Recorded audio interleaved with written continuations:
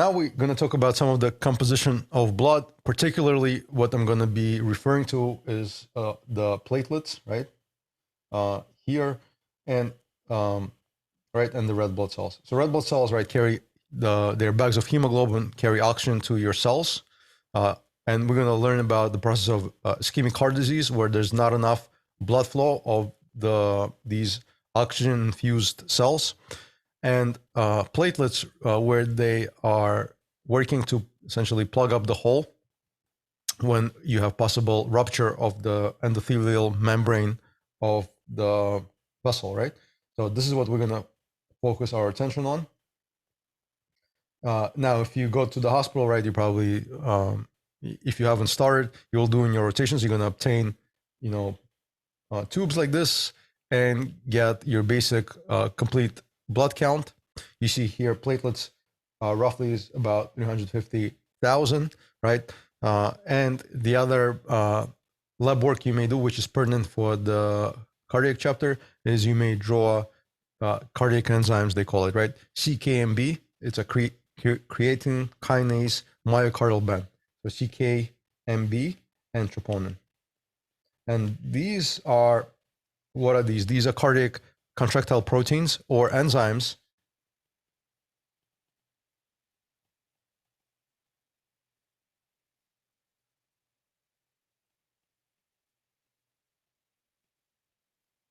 So creatine kinase myocardial band, that's what it stands for, or troponin. And you have, these are basically, they're only found in the heart tissue. So if these leak out and all of a sudden you find these in your blood work, you can basically make a good assumption that your heart sustained an injury. So that injury can be different in the different settings, right? But basically these enzymes, for the most part, they should be in the heart. They should not be leaking in your bloodstream. So when you obtain blood work and all of a sudden you have positive CKMB or troponin, you know that the heart had injury. So if your patient comes in, I'm having chest pain, you do an EKG and they show you ST segment elevation and you have positive, right, CKMB and troponin, you can infer that his heart had an injury, like a myocardial infarction, and the cells have infarcted. And when the cells infarct, right, they basically break up and they start to release the contents inside the cell, which are necrotic, into the bloodstream. And if they go into the bloodstream, you get picked up by these exams, right? So that's what they measure in the hospital. Now, I talked about platelets, right? So the normal function, if you think about it, right? Let's say you sustain trauma and you, let's say, took a knife and you cut your vessel, right? Let's say you have a cut on your arm and your arterial, right? Let's say radial arteries cut. So your radial arteries cut, you're bleeding profusely. What happens? First, you have massive vasospasm, right? Your muscular walls, right?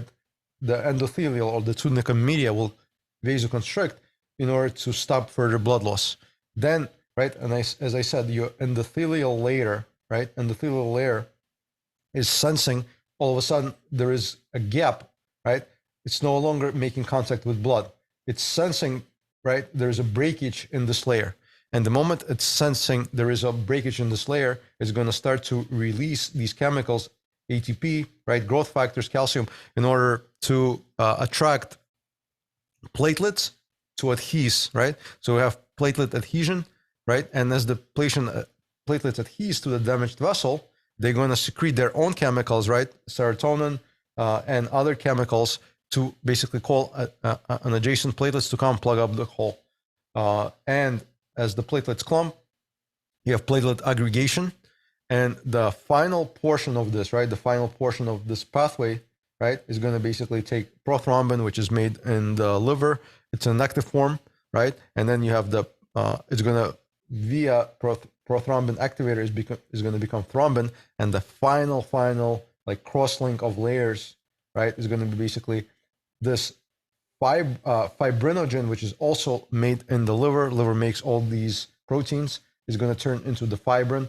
Fibrin is going to lay down these strands across these platelets to basically plug up this hole that's in the tissue.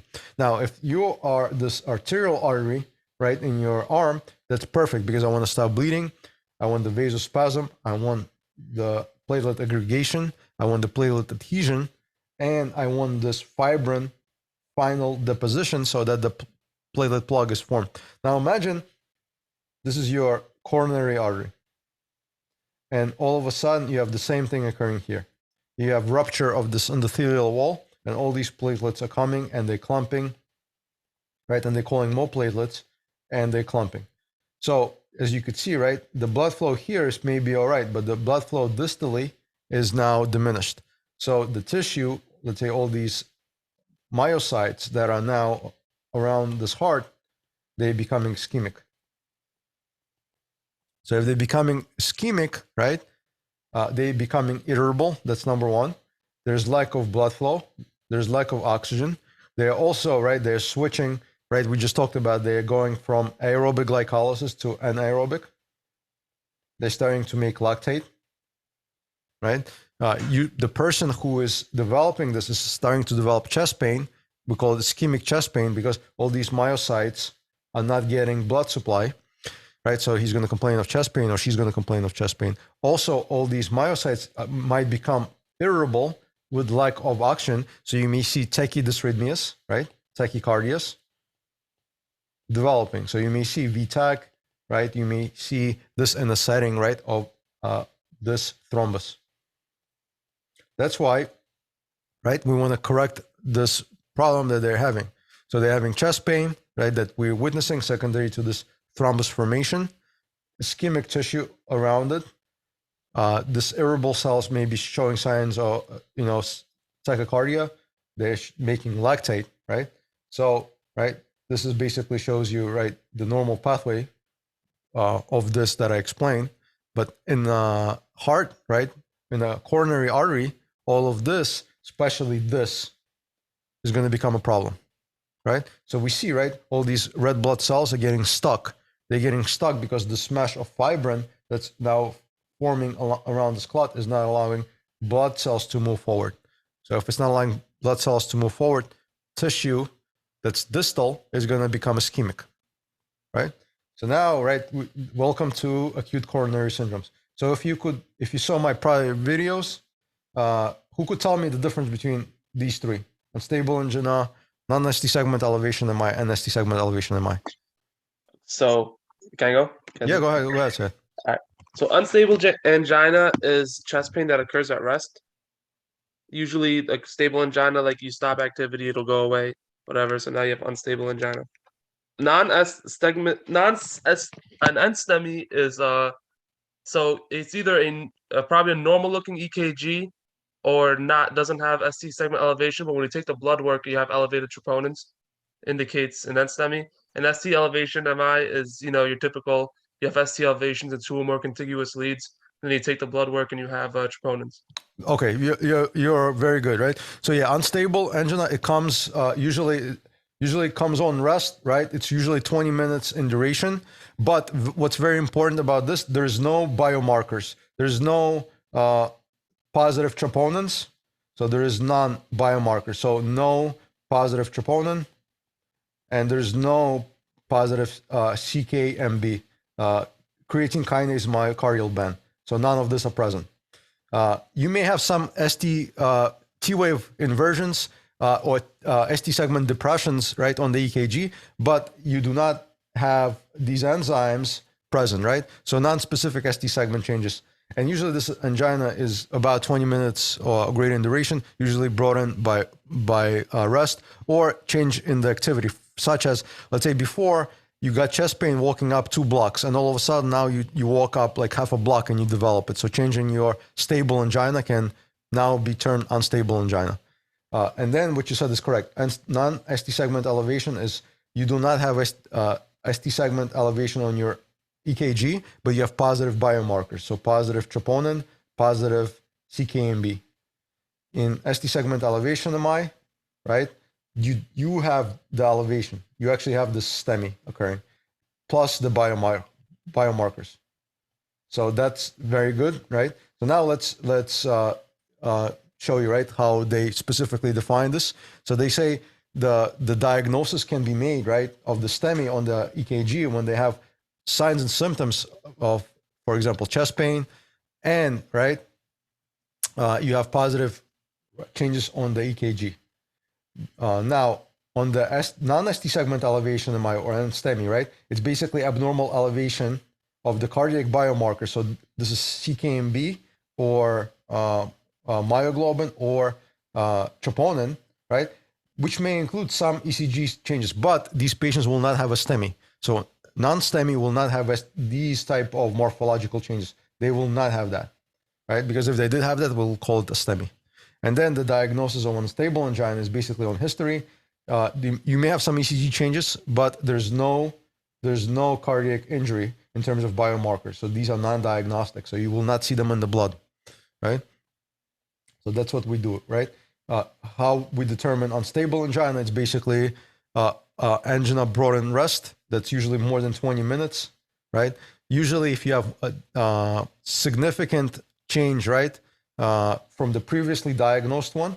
So before, let's say you only walked a couple of blocks, and now, right, very minimal activity brings on this chest pain and ischemia, right? We can say you developed unstable angina or new onset angina. It's basically by limited activity of daily living. So before, if you could do something without a problem, and all of a sudden, new onset, right? It greatly limits your ordinary physical activity, like walking. You should be able to walk 2 blocks. Let's say you were going to the grocery store, right? Or walking on 1 flight, upstairs. If you cannot even do that, right, and it gives you significant chest pain that's, 20 minutes in duration, yes, you have unstable angina. And that's very prognostic that you may have heart attack, in the near future if you don't get it corrected. Right. The other important thing, right, what I want to get your attention on, we talk about classic chest pain and non-classic presentation. So your classic presentation, right, in the previous presentation, I showed you, like, you have a guy, he's sitting, clutching his chest, or you have a guy leaving the restaurant, it's cold outside, he just ate a steak dinner, right? So this is your classic presentation, right?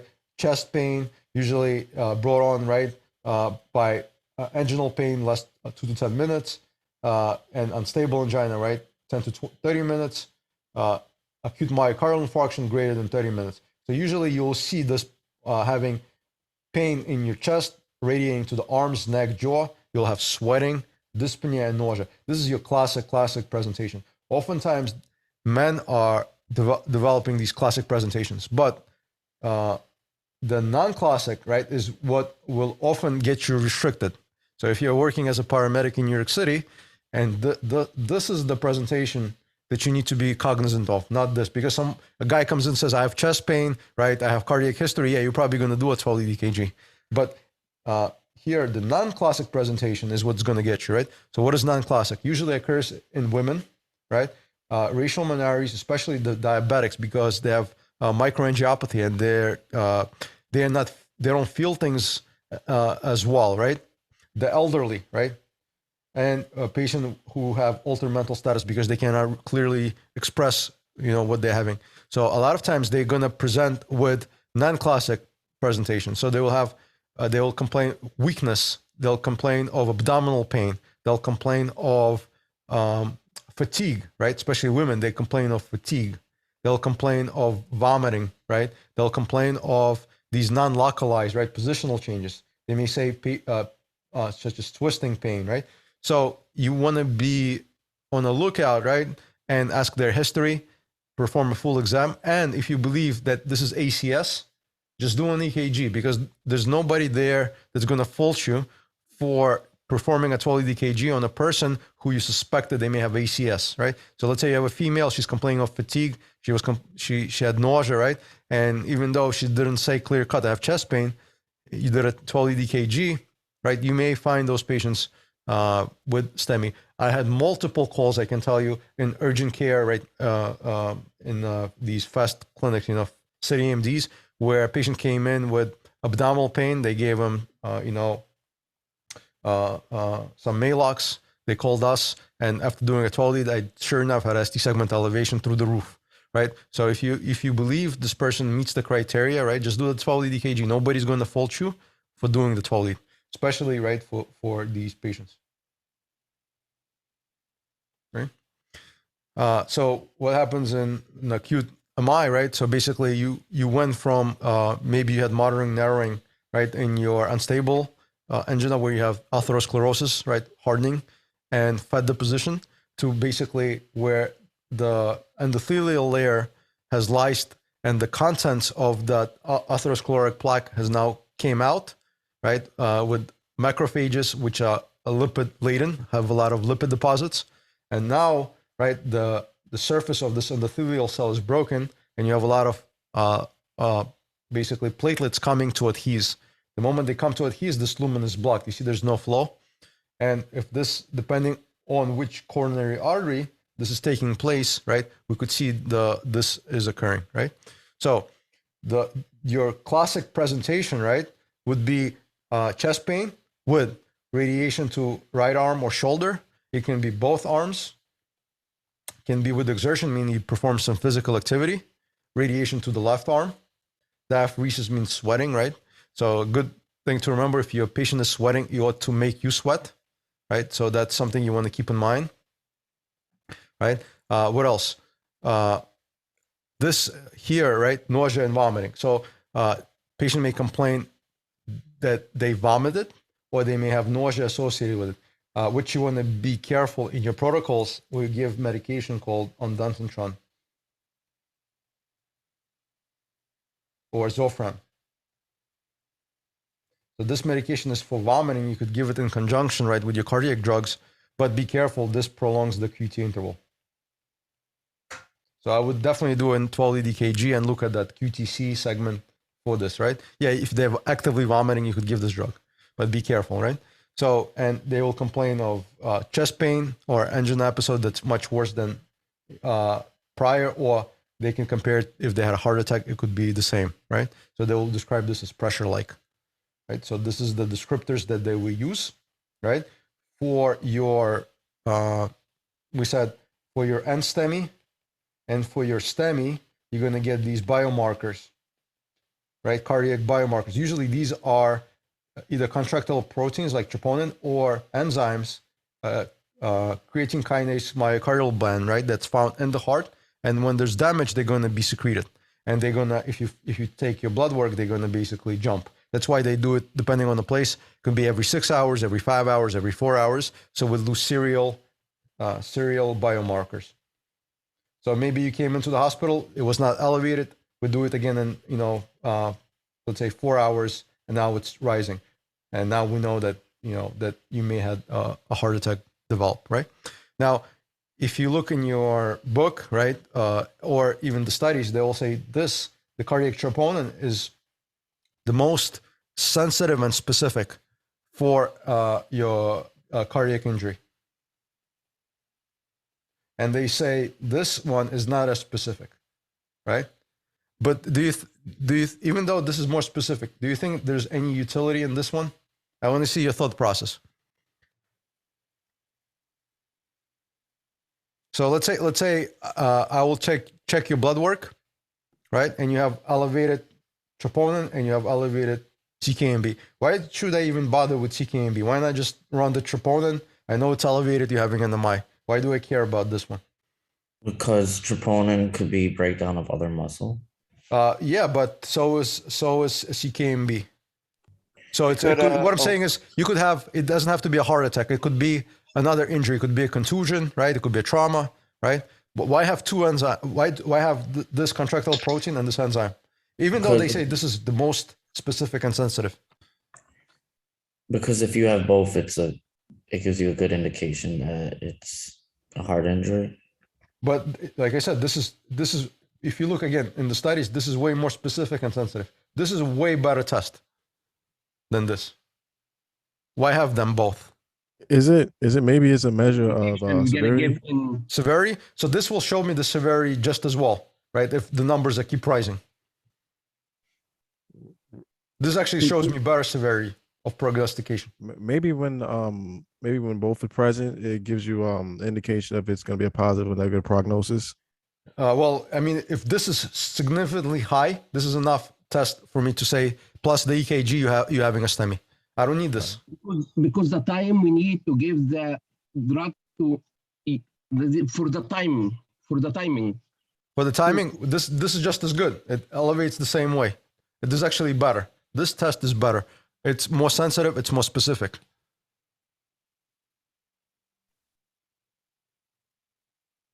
So I'll tell you, right? I was just wanted to see if you guys can, give me a plausible answer or on the right path. If there's no other choices, I will tell you the answer. So the answer is this. Any other choices?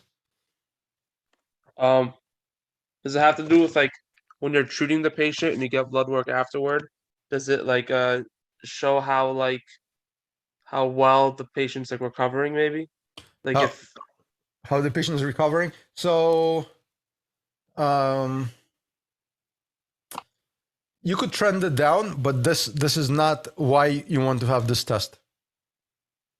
This is not why you want this in conjunction. So I will answer. So look, right? You see how this enzyme is elevated and this enzyme is elevated. So this is basically when you have the heart attack, and this is hours. Let's say this is 24 hours, right? Let's say 1 day, 2 days. This is 48 hours, right? Makes sense?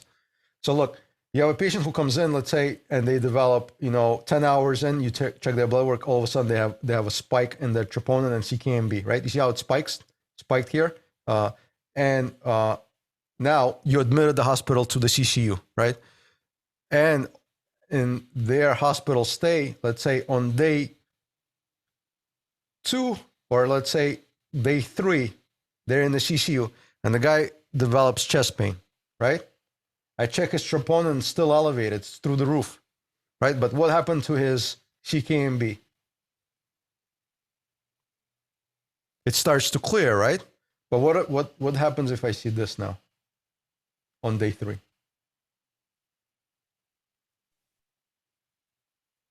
So what do you think this tells me? Huh? Another part of the myocardial Yeah, muscle he may have developed another heart attack. Maybe his stent or whatever they placed got re-stenosed, right? So this marker is reinfarction. So if you may believe your patient had another heart attack, or maybe that stent that they placed now becoming occluded. So this will be elevated for a while. So if you draw your blood, your troponin is still very, very high. So you really don't know if he had another event, right? If your EKG is not really showing you, conclusively that distinction. Yeah, if you have a STEMI on the EKG, it can show you that. But let's say the guy has an NSTEMI, and all of a sudden he has a second phase of this. So this can tell you either another coronary artery is being occluded, or it's re-stenosed. So this marker, the CKMB, is a reinfarction marker, right? So this is what they say, right? So 48 to 72 hours, so 2 to 3 days, right? The advantage of CKMB over troponin is that early clearance helps to detect reinfarction. So if this clears, right, on day 2, day 3, and now all of a sudden it rises again and the patient's complaining of chest pain, right, we can say, okay, he may have re-stenosed or reinfarcted. Maybe we want to take him back to the cath lab, right? This was the study that showed this, right? Now, not only heart attack can cause elevation in troponin. So other conditions, right, can cause acute chronic heart failure, aortic dissection, and you see all of these things here, right? So troponin on by itself is not per se, like all on be all, right? You have to correlate it with EKG, patient symptoms, right, and so forth, right? But something I want to point your attention to, and I had this call, which I think is important to explain, right? So here they say possible causes of troponin elevation, right? And you see here it says sepsis. How does sepsis give me elevation in troponin? Sepsis increases oxygen demand, Okay. so it causes the heart to work harder, and the heart may not be able to keep up, or it might become ischemic because of the increased oxygen demand, and then causing troponin levels to rise. Yeah. Right. Yeah. So basically, you're correct. Let's say in sepsis, right? You have infection and your blood pressure drops. Your blood pressure is now, 60/32, right? Your blood pressure drops. You have basically poor vasomotor tone. Your systemic vascular resistance is down. So if I drew this one, right, you basically have vasodilation, right? Your blood pressure is down. And if there's not enough blood pressure, like a map of 65, to basically move blood enough to reach your heart, right? Coronary arteries are not going to be able to fill. And what's going to happen is if this is prolonged, right, in the states of shock, these cells, especially the myocardial cells, they will infarct and they will release troponin. They will basically put troponin into the blood. And the reason why I bring this up, I had a call at an interfacility transport patient from one ER to the cath lab, right? They wanted to bring this patient was for basically they said NSTEMI. This person does not have any ST segment elevation, but I looked at the lab work, right? White blood cell was through the roof, right? We talked about, I measured end-tidal CO2. It was like very low, 20. Patient was breathing like 36 times a minute, right? Patient had a temperature of 103.4. Patient was a nursing home patient. Patient had an indwelling Foley with a cloudy urine in the ER. And the way they treated that person is they gave that person IV heparin only with this blood pressure, right? So this is something you want to be cognizant, because a lot of times if you're in the hospital, especially in the ER, right, doing your rotation, right, make sure you're looking over the paperwork, right, and you don't get these blinders on, right? Because if you get blinders like they did in that ER, they said positive troponin. All right, that's it. Let's call the cath lab and send this person, but they missed all these elevated white count, temperature, Foley that's cloudy, right? Blood pressure 60/40, and the only treatment they render is IV heparin, right? That's very poor for the patient. So the reason why you have leakage of troponin is at the low setting of blood pressure, right? These cells do not get perfused and they leak the enzymes, right? So you could see, right, the other causes here, right? Contusions, right? Damage, trauma can cause it, and the other factors. So just something to keep in mind. Use your tools, like have a collective picture, right? So the other thing, right, this is from your patient assessment, especially when you're doing your history of present illness, right? I want you to remember, right, when you're doing specifically cardiac respiratory emergencies is when you're going to ask your OPQ or STI question. If your patient is altered mental status, your patient has, let's say other complaints, right? You do not want to do the OPQ or STI. That's pertinent for specifically pain and specifically for cardiac respiratory emergencies, right? And the onset here,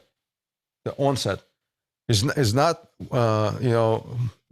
when did this start? The onset is you want to obtain information, was it sudden or gradual? And then this time here is basically you want to know the duration. So here you could ask him, when did this start? So basically you want to know the length of this episode. And then I ask you, why are these two so important to get? Why do you want to know if it's gradual or sudden? And why you want to know the duration of this?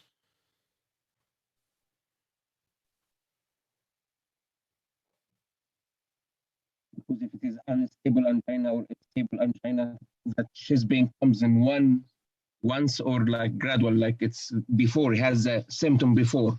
No, I understand it, but why? Why is this? Why are these parameters very important to obtain in your ACS patients?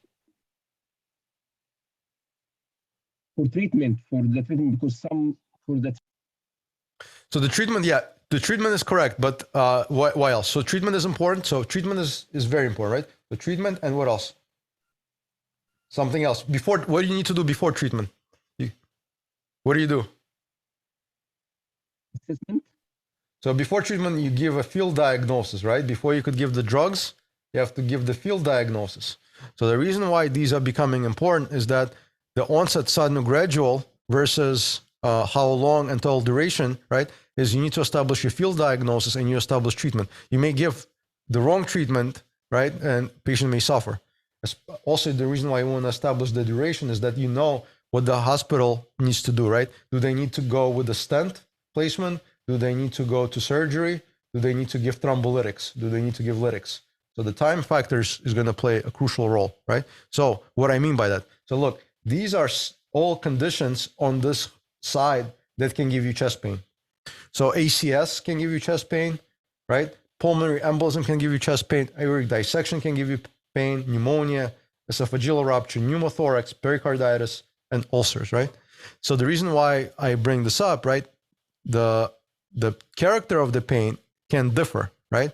So usually ACS, acute coronary syndrome, specifically when we talk about, right, your typical presentation, right, you will see that the pain is usually gradual and it's usually squeezing, right, tightness, pressure, right? But let's say you had a patient who had aortic dissection and they were describing they had chest pain too, but they were describing as tearing, right, and ripping. And then you go ahead, yeah, your protocol says he has chest pain. I'm going to give him 312 milligram, right, aspirin. So then the dissection is going to, right, all these platelet plugs that were basically keeping this guy alive, you're basically going to Lysol them, right? Same thing. What if the person had pneumonia? They're having pneumonia, they're complaining of sharp pleuritic pain, right? So the pain is slightly different in nature, the character, right? You go ahead, you give them aspirin because you know chest pain, give aspirin no matter what. The patient has pneumothorax, right? Right? He says, oh, I was, playing sports and all of a sudden I developed sudden sharp pleuritic pain. Okay, yes, chest pain. I'm just going to go with aspirin. So all of these guys have chest pain. Is the treatment aspirin for all of them? Nitroglycerin for all of them? Right? Hopefully you guys are sitting there and you're saying the answer is no, right? So yes, the answer is no. And the reason why is that the moment they give you the pain character, you want to then establish, right, the onset, right? Was it gradual or sudden? Because a lot of these, right, like, pneumothorax, especially like pulmonary embolus, is going to be sudden onset, right? It's going to be the chest pain is going to be sharp, right? It's going to be pleuritic. Pleuritic means I take a breath in and out and I get chest pain.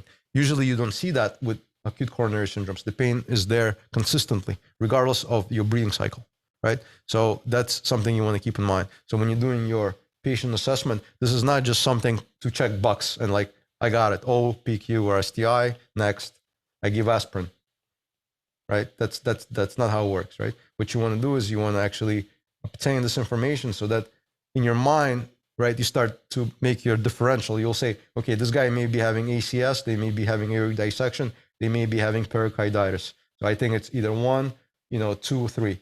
How can I narrow it down further? So then you look forward, right? The description of the pain, the timing of the pain, right? Your physical assessment of your heart sounds, lung sounds, and so forth, right?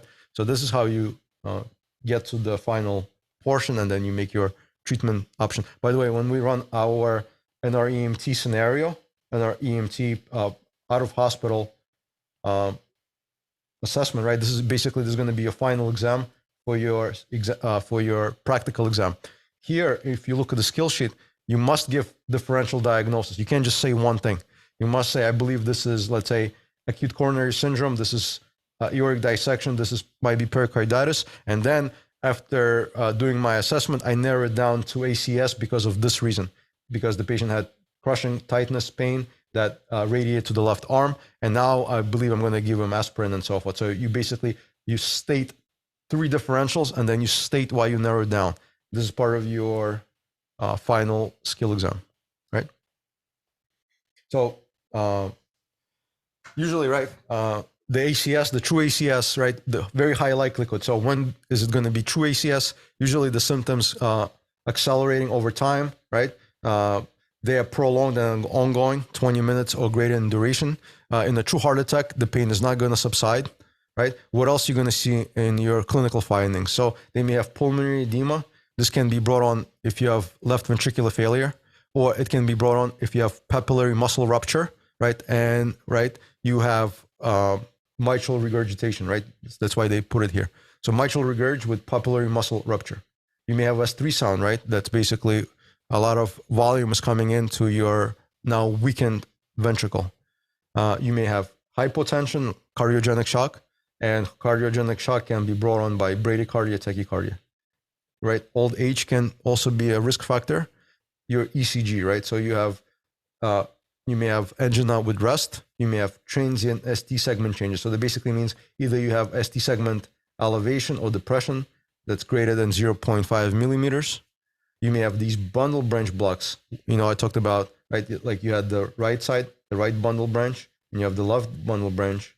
So maybe on the EKG, you see the right bundle branch is blocked or the left bundle branch is blocked. or you see this ventricular tachycardia, right? Why do you see tachycardia? Because you have ischemic heart tissue that's becoming irritable. So you may see VTAC, for example, right, on the monitor. Then you have cardiac markers we talked about, positive troponins, right, CKMB that you see here, right? So, and when you obtain their history, right, they will say they may have chest or left arm pain, right? They may have a history of coronary disease. They may have a previous heart attacks, right? This is what your exam will reveal, right? So you do your physical exam, listen to your heart sounds, lung sounds, right? And then you do your 12-lead EKG. We usually say diagnosis of a STEMI is 1 millimeter or greater ST segment elevation and 2 or more contiguous leads, right? Contiguous means like my wrist right here is contiguous to my forearm, right? My wrist is not contiguous to my elbow. So this looking at the same part of the, let's say, of the arm, right? But the wrist does not connect to my elbow. There's a whole forearm between that. So when you look at the contiguous leads, they look at the same part of the heart, like leads 2-3 AVF, inferior wall, right? So they must be contiguous, must have greater or equal 1 millimeter elevation. And here you have the troponin I or T. This is basically just different isoforms, and then the myocardial band creatine kinase, right? So these are your classic symptoms. So now let's say you definitely have a true thrombus formation, right? Such as here, and this, right? What happens? Look, first you have a thrombus that's here. So the blood flow that's coming here is okay, right? But where the tissue sees the most ischemia initially is the endocardial wall. Why is the endocardial wall seeing it? Because these vessels, they penetrate through, right? You see how these arteries penetrate through? So as these cells die, they secrete these troponins and CKMB into the vessels. So these dead cells are gonna basically move that into the vessel. And what you're gonna see, right, on your EKG, right, initially in the ischemic phase, you'll see ST segment depression. And if it's not corrected, right, you will start to see elevations. So this will start to elevate as the necrosis occurs. As this moves through the walls, right, we had the endocardium, we have the myocardium, and then you have the epicardium. As this moves through the walls, we call it transmural MI. Why is it transmural? Because it's going through the walls. It's now bypassing every single wall. If you hit it here, if you find it here, and you open this vessel, you could probably salvage a lot of the tissue. If your patient calls you late and they have this much of necrosis, yeah, very unlikely you will be able to salvage a lot of it. And if it's on the left ventricle, right, that could be a big issue where the person is going to succumb to left ventricular failure and potentially cardiogenic shock, right? So this is what we see.